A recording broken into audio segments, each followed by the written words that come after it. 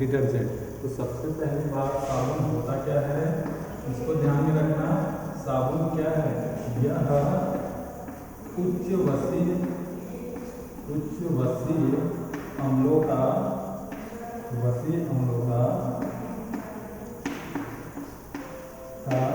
लवण होता है, ठीक है। इंग्लिश में क्या बोलते हैं, उच्च वसीय लवण को फैटी एसिड बोला जाता है। तो अब सबसे पहली बात अम्ल क्या है, तो अगर मैं मान लो यहाँ पर ऐसा लिखता हूँ CH3COOH, तो ये क्या है, ये एक अम्ल है। एसिटिक एसिड जिसको बोला जाता है, सिरका। तो इसमें अगर मैं इस हाइड्रोजन को हटा के सोडियम डाल देता हूँ तो ये क्या हो जाएगा, अम्ल का लवण कहलाता है। क्या कहलाएगा, अम्ल का लवण। यहाँ पर अगर मैं पोटेशियम डाल देता हूँ तो भी क्या कहलाएगा, अम्ल का लवण कहलाएगा। क्लियर। तो अपन कहाँ तक बना लिए, अम्लों का लवण होता है बोले, अपन यहाँ से समझ गए कि अम्ल का लवण बनता तब है जब यहाँ पर अम्ल का जो COOH है ना, उसमें H को हटा के अगर सोडियम आ जाए या फिर पोटेशियम आ जाए तो क्या हो जाता है, अम्ल का लवण कहलाता है। तो अब क्या है, ये उच्च वसीय कहलाता है ना। अब ये उच्च वसीय अम्ल हो गया। तो उच्च वसीय क्या हुआ, ये देखो, जब यहाँ पर CH3, यहाँ पर CH3 वाला पोर्शन में कितने कार्बन है, सिर्फ एक कार्बन है ना। यहाँ पर एक कार्बन के बजाय अगर मान लो कार्बन की संख्या 10 से अधिक है, 10 से 15 है, 15 से अधिक है ना, तब उसको क्या बोला जाता है, उच्च वसीय अम्ल कहा जाता है। तो मैं मान लेता हूँ इस CH3 को हटा के क्या डाल देता हूँ यहाँ पर C17H35। तो अब ये क्या हो गया, उच्च वसीय अम्ल का लवण। ये जो है ना उच्च वसीय अम्ल, ये C17H35COONA क्या कहला जाएगा, उच्च वसीय अम्ल का लवण। अब ये जो C17 है वो क्या करते हैं, ऐसा करके कार्बन कार्बन कार्बन, कितना कार्बन आपस में जुड़े रहेंगे, 17 कार्बन आपस में जुड़े रहेगा। इस कार्बन से कितना हाइड्रोजन टोटल जुड़े रहेंगे, 35। ऐसा करके इधर हाइड्रोजन इधर ऐसे करके जुड़े रहेगा। लास्ट में क्या रहेगा, लास्ट में कार्बन ऐसे डॉट डॉट करते रहो, लास्ट में ये COONA रहेगा, ऐसा करते हैं। तो ये 1 से लेकर कहाँ तक है, यहाँ पर C17 तक है, और लास्ट में ये वाला पोर्शन रहता है COONA। इसी को क्या बोला जाता है, उच्च वसीय अम्ल के लवण कहते हैं। क्लियर। और साबुन होता ही क्या है, इसका डेफिनेशन भी क्या है, उच्च वसीय। तो यही हमारा क्या है, साबुन। मेरे ख्याल से यहाँ तक समझ में आ गया होगा। अब चलते हैं आगे, बनाते कैसे हैं। अच्छा देखो, ये जो CH3 था, CH3 उसमें अगर मैं इस पोर्शन को हटा दूँ, COONA को हटा देता तो एक वैलेंसी इसका खुल जाता, संकेतक खुल जाता। इसको क्या बोला जाता है, R। ठीक है। अब इस R का फॉर्मूला क्या रहता है, एक वैलेंसी खुला हुआ रहता है, कार्बन का CnH2n+1। तो देखो, अगर मैं यहाँ पर कार्बन का वैल्यू 17 डालूँ, C17, तो हाइड्रोजन कितना डालना पड़ेगा, H35 आ गया ना। और एक वैलेंसी जुड़ा, इसी में कौन जुड़ा है, COON जुड़ा, इस वैल्यू। ठीक। तो इसको भी मैं क्या बोलूँगा, R बोलूँगा। जो इस रूल को फॉलो करता है वो क्या कहलाता है, R मतलब रेडिकल, हिंदी में बोला जाता है इसको मूलक, और इंग्लिश में क्या बोला जाता है, रेडिकल। ठीक है। तो अभी इसलिए मैं R को बता दिया, क्योंकि अभी जब प्रोसेस पढ़ेंगे ना तो उसमें आएगा फॉर्मूला। तो हेडिंग डाल दो, साबुनीकरण, मतलब साबुन बनाते कैसे, निकाल इसमें वीडियो को देखते रहना, बार बार रिपीट करते हैं।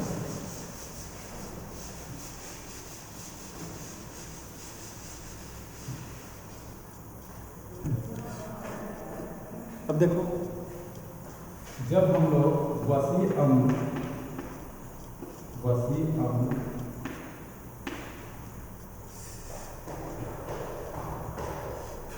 वसी अम्ल का स्टर,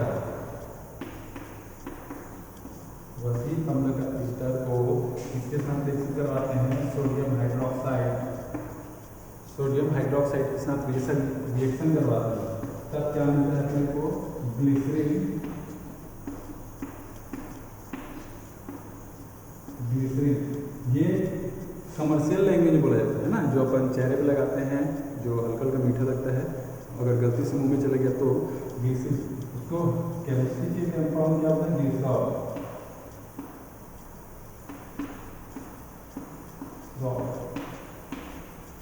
ऐसा प्लस साबुन।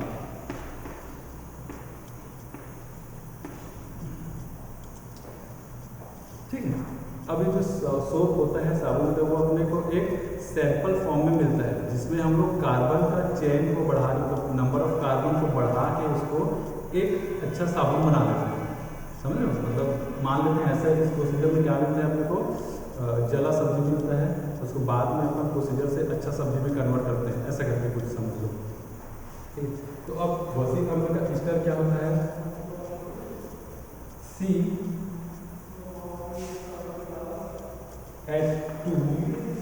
CH2COO और यहाँ पर R। अब ये R का वैल्यू क्या होता है? कुछ भी हो सकता है ना, CnH2n+1 इसमें ये R का वैल्यू भी हो सकता है CH3 हो सकता है C7H35 हो, कुछ भी हो सकता है, इसलिए उसको क्या मानते हैं पर R।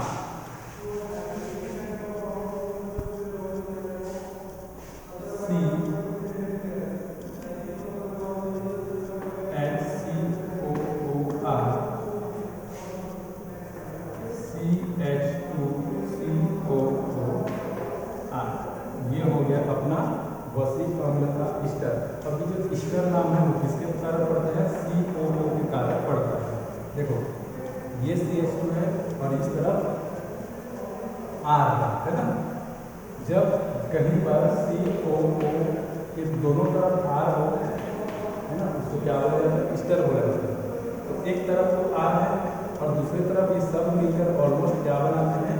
एक और R बनाते हैं। उतना अभी अपन को डिटेल में नहीं पढ़ना है, इसको याद करो, क्योंकि तो यहाँ पर जो कुछ ऐसे भी स्टूडेंट होंगे या फिर पढ़ने वाले होंगे जो साइंस बैकग्राउंड के नहीं हैं, तो इसको याद करो। इसको किससे रिएक्शन कराते हैं? कितने को R है यहाँ पर? इन सब को हटा के सोडियम आने वाला है, तो कितने को लेंगे अपन? 3 को NaOH, 3 NaOH। अब क्या हो जाएगा? यहाँ से ये वाला चीज कनेक्ट करेगा और क्या बनाएगा? CH2OH,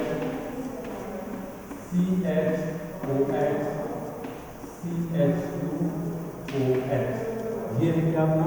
ग्लिसरॉल है ना। अपने को इससे मतलब नहीं है, अपने को किससे मतलब है? साबुन से मतलब है। तो इसको नाम कैसे होगा? ग्लिसरीन बोला जाता है। देखो कितना तो OH है? 1 2 3 को OH जुड़ा है, इसलिए इसको क्या बोलते हैं? ग्लिसरीन। तो 3 और ग्लिसरीन ऐसा करके भी याद रख सकते हो। ठीक। प्लस अब जो बनेगा वो क्या है? साबुन R COONA। देखो कितना तो N यहाँ से जुटा है, 3 को N जुटा है R के साथ, तो यहाँ पर क्या बन जाएगा? 3। वो है अपना साबुन। लास्ट वाला क्या है? साबुन। ऐसे देखो अपने को क्या मिल गया है? अम्ल का लवण हो गया। COON अगर है तो क्या है? अम्ल का लवण मिल चुका है। अब अपन क्या करेंगे? इस R की वैल्यू को बड़ा कर देते हैं, C17H35। अगर मैं R को हटा के ये वाला R जोड़ दूँ, मान लो वो R कम कार्बन का था, तो उस R को हटा के ये वाला R मैं जोड़ देता हूँ इसके साथ, COON के साथ, मुझे क्या मिल जाएगा? ऐसा। ठीक है। और यही क्या है? साबुन। इसको क्या बोलते हैं? साबुन। तो इस थ्योरी वाले पोर्शन से कुछ भी क्वेश्चन घुमा के पूछेगा तो मेरे ख्याल से बन जाना चाहिए।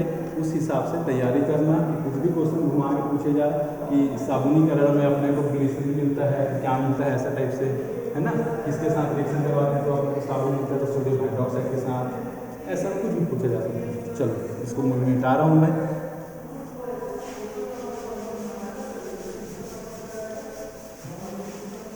अब अपने को क्या मिल चुका है, हम बना रहे हैं साबुन, हम साबुन बना चुके हैं।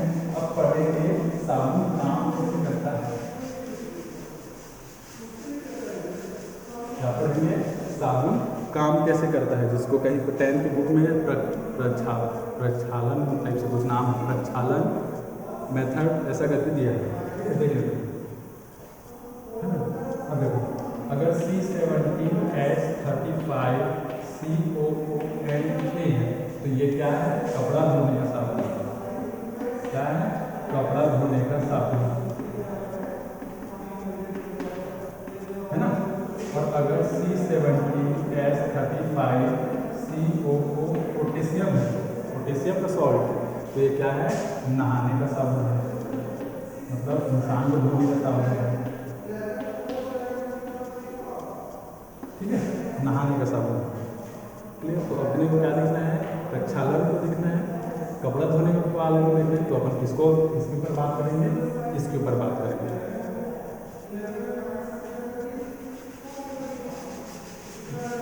अब देखो, ये हो गया अपना साबुन। जैसे ही साबुन को मैं क्या में डालता हूँ, वाटर में डालता हूँ, तो क्या में टूट जाएगा, C17H35 COO नेगेटिव। और सोडियम क्या में टूटता है, याद करो। ठीक है। अब अपने को सोडियम से कोई मतलब नहीं है, सोडियम से कोई मतलब नहीं है। जो भी है काम अपना किससे मतलब है, इससे, है ना। अब देखो, ये जो C17H35 है वो क्या है, कार्बन का श्रृंखला है। क्या है, कार्बन का श्रृंखला। तो कार्बन की श्रृंखला को ऐसा ऐसा करके इंडिकेट कर दिया जाता है। ये क्या है, इसका मतलब C17H35 एकदम फिक्स नहीं है ना कि 3 को करूँगा तभी से कर दिया, बस सिंबल फॉर्म में कर दिया। अब ये COO नेगेटिव टर्म है, तो इस नेगेटिव टर्म को इंडिकेशन के लिए मैं क्या डालता हूँ, यहाँ पर एक ऐसा करता हूँ। ठीक, क्या कर दिया मैं, इससे को अपने को मतलब नहीं है, किससे मतलब है, इससे मतलब है। इसका भी ये जो कार्बन वाला पोर्शन है, कार्बन को श्रृंखला जुड़ा हुआ है, तो इसको क्या करते हैं, सिंबॉलिक फॉर्म में ऐसा करके इंडिकेट कर देते हैं। अब ये जो नेगेटिव टर्मिनल है, नेगेटिव पॉइंट, उसको क्या करते हैं, एक इंडिकेशन दे देते हैं कि ये वाला पॉइंट है। ठीक है। अब देखो, अब अपने पास एक ऐसा चीज मिला हुआ है जिसका एक टर्मिनल क्या है, नेगेटिव है, मतलब चार्ज है। इसको बोला जाता है पोलर। पोलर क्या बोलते हैं, ध्रुवीय सिरा बोला जाता है ना। पोलर टिप क्या बोलेंगे, पोलर टिप। और एक टिप क्या है, कार्बन वाला चेन, हाइड्रोकार्बन श्रृंखला बोलते हैं इसको, हाइड्रोकार्बन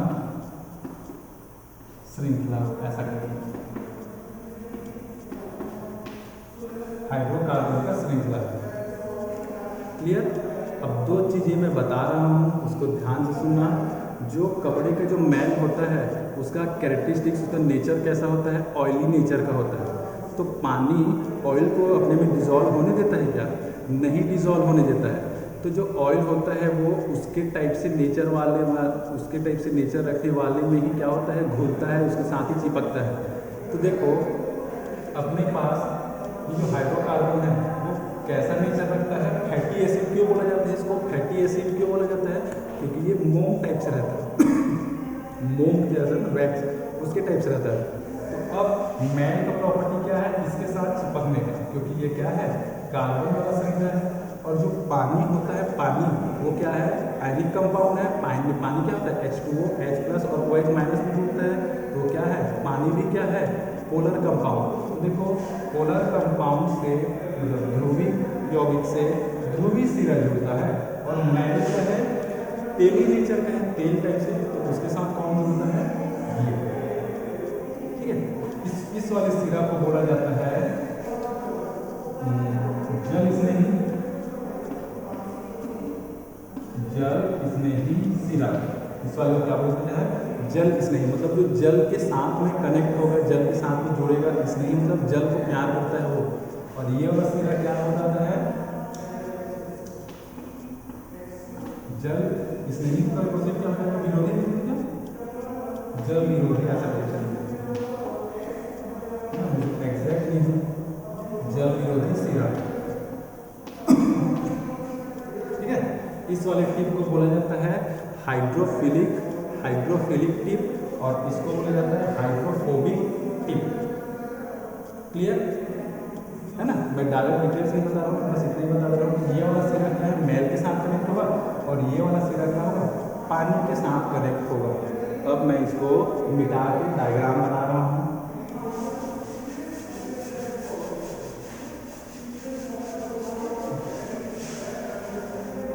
अब देखो ये क्या है, मैल की समझ। ये क्या है, मैल, जिसका नेचर क्या है, ऑयली। तो मैल है तो साबुन का कौन सा स्मेल इसके साथ बॉन्ड बनाएगा, कार्बन का चैन वाला। तो ऐसा बहुत सारा कार्बन का चैन होगा, है ना, बहुत सारे। तो ऐसा ऐसा करके जितना बुक में 10 के बुक में 12 के बुक में पता नहीं किसके बुक में दिया होगा, ऐसा ऐसा और सबका नेगेटिव टर्मिनल ऐसा ऐसा डार्क इंडिकेट कर देना ऐसा। ठीक है, तो देखो पानी है, पानी किसके साथ बॉन्ड बनाया, इसके साथ कार्बन का बॉन्ड, इसमें मैल हो गया, है ना। तो याद करो जब एक बार कार्बन कपड़े से या फिर गंदे चीज़ों से मैल निकल जाता है तो क्या वापस वो कपड़े में लगता है क्या? नहीं लगता। क्यों नहीं लगता? क्योंकि मैल और कपड़े के बीच में क्या आ जाता है, ये आ जाता है ना। मैल पानी के बीच में कौन है, ये कार्बन का चैन आ जाता है। इसलिए एक बार क्या करता है, अगर ये निकाल दिया तो वापस कपड़े में ऐड नहीं होने देता है मैल। इसी को क्या बोलते हैं, मिसेल। इसको क्या बोलते हैं, मिसेल कहा जाता है। तो इसको इमेजिन करना ना ध्यान से, यहाँ पर पानी है, पानी के साथ कौन कनेक्ट है, ये, और मैल क्या है, तो मैल और पानी के बीच में क्या आ गया है, कार्बन का श्रृंखला आ गया है, जो पूरा पानी तो गंदा हो जाएगा क्योंकि कौन घोला है उसमें, मैल घोला है ना। और वो अब देखो जब पानी बहेगा तो पानी के साथ ये जुड़ा हुआ है तो ये बह जाएगा, इसके साथ कौन जुड़ा है, ये पूरा पोर्शन जुड़ा है तो ये खींचाएगा, और जब ये खींचाएगा तो मैल भी इसके साथ है, तो मैल इसके साथ बह जाएगा। इसलिए जब हम पानी को बहा देते हैं तो मैल भी उसके साथ बह जाता है। इसको बोला जाता है मिसेल फॉर्मेशन, मिसेल का बनना। तो मेरे ख्याल से समझ गए होंगे, ठीक है। तो ये हो गया साबुन अपना कंप्लीट। तो इससे जैसा भी क्वेश्चन आए अगर हर चीज़ याद रहेगा तो बन जाएगा। अब आता है डिटर्जेंट। डिटर्जेंट इसको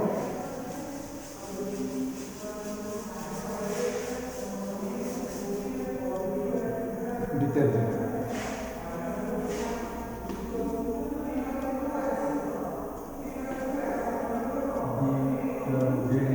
ऐसा लिखते हैं ना, डिटर्जेंट।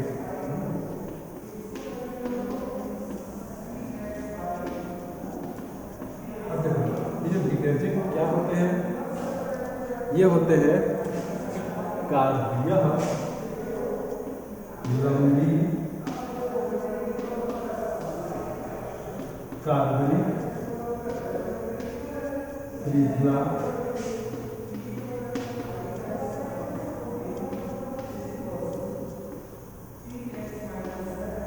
होते हैं जिनमें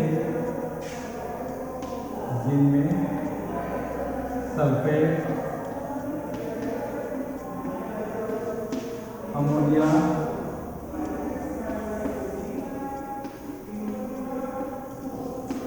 सल्फेट क्लोराइड और क्या क्या होता है, कहाँ गया, सल्फोनेट, कुछ भी पूछे जा सकते हैं, इसलिए मैं जितना पॉसिबल है लिख दे रहा हूँ।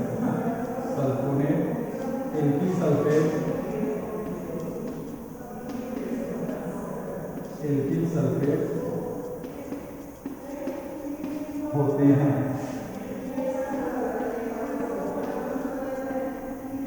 है ना। सीधी सी बात है। तो ये थ्योरी वाइज इसको याद रखना। मैं एक फॉर्मूला लिख दे रहा हूँ, फेमस है ये होता है अपना C12H25। ये बेंजीन रिंग है, और इसमें कौन जुड़ा हुआ है, SO3 and A। ठीक है, कार्बन संयुजन जिसमें अमोनिया सल्फेट एल्कीन के लवण होते हैं ना, के लवण होते हैं। याद करो जो ये क्या है, सल्फाइड, सल्फाइड में सोडियम जुड़ गया तो क्या हो गया, लवण बन गया। तो इसको बोला जाता है सोडियम लॉरेल।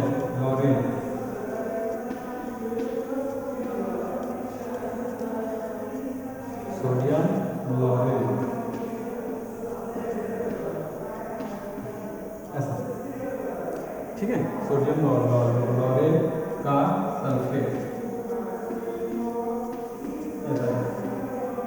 इसका नाम है, इसका एग्जाम्पल है अपमार्जक। हाँ, डिटर्जेंट को क्या बोलते हैं, अपमार्जक बोलते हैं, अपमार्जक। इस नाम डिटर्जेंट का नाम क्या है, क्लियर। अब देखो साबुन और डिटर्जेंट में अंतर क्या हुआ, साबुन क्या करता है, वो मृदु जल के साथ ही, सॉफ्ट वाटर के साथ ही क्या होता है, झाग देता है। लेकिन अगर अपने पास ऐसे पानी है जो कठोर जल है, हार्ड वाटर है, उसके साथ साबुन कपड़ा नहीं धो पा रहा है, झाग नहीं बना पा रहा है, तो प्रॉब्लम हो रहा है। तब अपन क्या को यूज़ करते हैं, डिटर्जेंट को यूज़ करते हैं। ठीक, जल कितने प्रकार के होते हैं, मृदु और कठोर, है ना, इतना तो पता होगा, नहीं पता होगा तो बताना, बता देंगे, मृदु और कठोर। अगर जल में सोडियम के, पोटेशियम के बाइकार्बोनेट या फिर क्लोराइड या फिर सल्फेट घुले होते हैं, है ना, तो उसको क्या बोला जाता है, कठोर जल। ठीक है, और अगर शुद्ध जल है तो शुद्ध जल मृदु जल कहलाता है। अब ये जो कठोरपना होता है जल का, वो भी दो प्रकार का होता है। अगर बाइकार्बोनेट घुला हुआ है, बाइकार्बोनेट लवण घुले हुए हैं, तो क्या होते हैं, अस्थायी कठोरता है, जिसको उबाल कर दूर किया जा सकता है। लेकिन अगर क्लोराइड सल्फेट घुले हुए हैं, किसके, सोडियम के, इन सब के सल्फेट क्लोराइड घुले हैं, तो वो क्या है, स्थायी कठोरता, जिसको उबाल कर दूर नहीं किया जा सकता। कैसे दूर किया जा सकता है, आयन एक्सचेंज मेथड होता है, उसके साथ उसके कारण दूर किया जाता है उसको। तो वो सब उधर की बात है, इधर देखते हैं। तो अगर कठोर जल में भी हमको झाग चाहिए तो क्या यूज़ करेंगे, डिटर्जेंट यूज़ करेंगे। क्यों, ये साबुन क्या करता है, मृदु जल के साथ ही झाग बना देता है। ठीक है, याद रखना, मैं कहीं पर लिख नहीं रहा हूँ, उसको लिख लेना खुद से। ठीक है, तो अब नेक्स्ट है डिटर्जेंट के टाइप, अपमार्जक के प्रकार। और कुछ नहीं है इसमें, बस इतना ही है, इसी को खत्म हो जाएगा। अपमार्जक के प्रकार, अपमार्जक के प्रकार, पहला क्या है, धनायनिक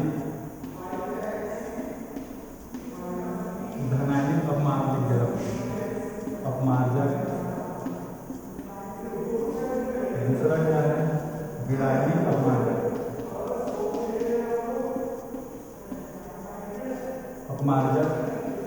और थर्ड क्या है, अनआयनिक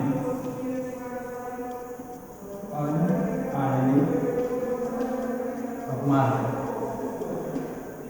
ठीक है, ये अपमार्जक के प्रकार है।